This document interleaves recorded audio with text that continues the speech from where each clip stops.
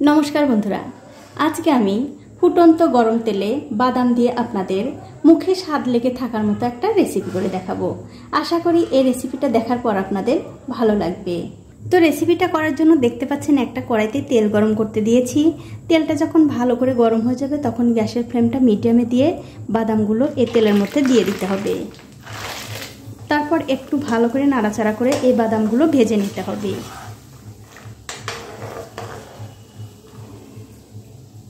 আর আমার এই ছোট্ট চ্যানেলটি যারা সাবস্ক্রাইব করেছেন তাদেরকে অনেক ধন্যবাদ, আর যারা সাবস্ক্রাইব করেননি তাদেরকে সাবস্ক্রাইব করে নেওয়ার অনুরোধ রইল।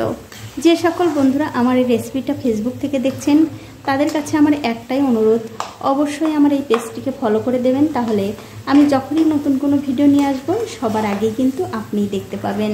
আর বাদামগুলো কিন্তু অবশ্যই একটু ভালো করে নাড়াচাড়া করে ভেজে নিতে হবে। দেখুন বাদামগুলো কিন্তু আমি উল্টে পাল্টে খুব ভালো করে ভেজে নিয়েছি। আর বন্ধুরা আপনারা যখন এই রেসিপিটা করবেন তখন কিন্তু এত তেলের মধ্যে না ভাজলেও হবে, সামান্য একটু তেল দিয়েও এই বাদামগুলো ভেজে নিতে পারেন। আমার এখানে এত তেলের ভাজার কারণ হচ্ছে এই তেলের মধ্যে আমি লুচি ভেজেছিলাম, তার মধ্যেই এই বাদামগুলো দিয়ে দিয়েছি। এতে কিন্তু কোনো অসুবিধা নেই। এখন আমি এই বাদামগুলো তেল থেকে খুব ভালো করে তেল ঝরিয়ে তুলে নেব। তুলে আমি অন্য একটা বাটিতে রেখে দিচ্ছি। তারপর এই বাদামগুলো একটু ঠান্ডা করে নিতে হবে। এখন আমি ওই তেলের মধ্যে ভেজে নেব 4টে শুকনো লঙ্কা। দেখুন লঙ্কাগুলো কিন্তু ভালো করে ভাজা হয়ে গেছে, এগুলোও তুলে নিচ্ছি।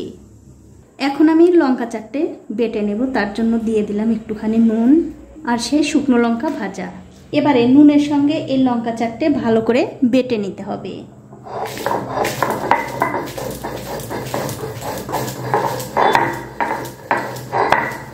দেখুন লঙ্কা কিন্তু আমি খুব ভালো করে বেটে নিয়েছি, এগুলো একপাশে রেখে দিচ্ছি।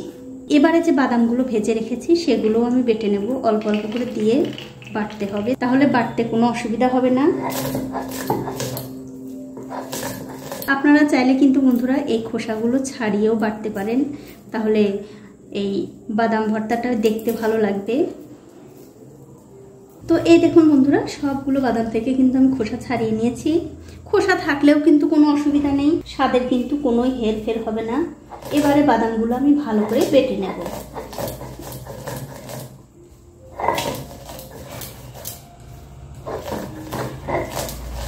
তো এই দেখুন বাদামগুলো কিন্তু আমি খুব ভালো করে বেটে নিয়েছি। এবারে যে নুন আর লঙ্কাটা বেটে রেখেছিলাম সেটা এর সঙ্গে মিশিয়ে আবারও খুব ভালো করে বেটে নিতে হবে।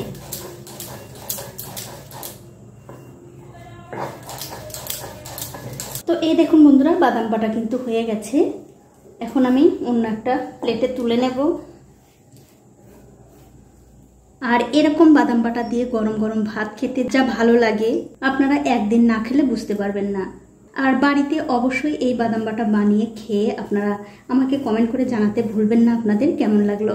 তো বন্ধুরা আজ এই পর্যন্তই, দেখা হবে অন্য কোনো নতুন ভিডিও নিয়ে।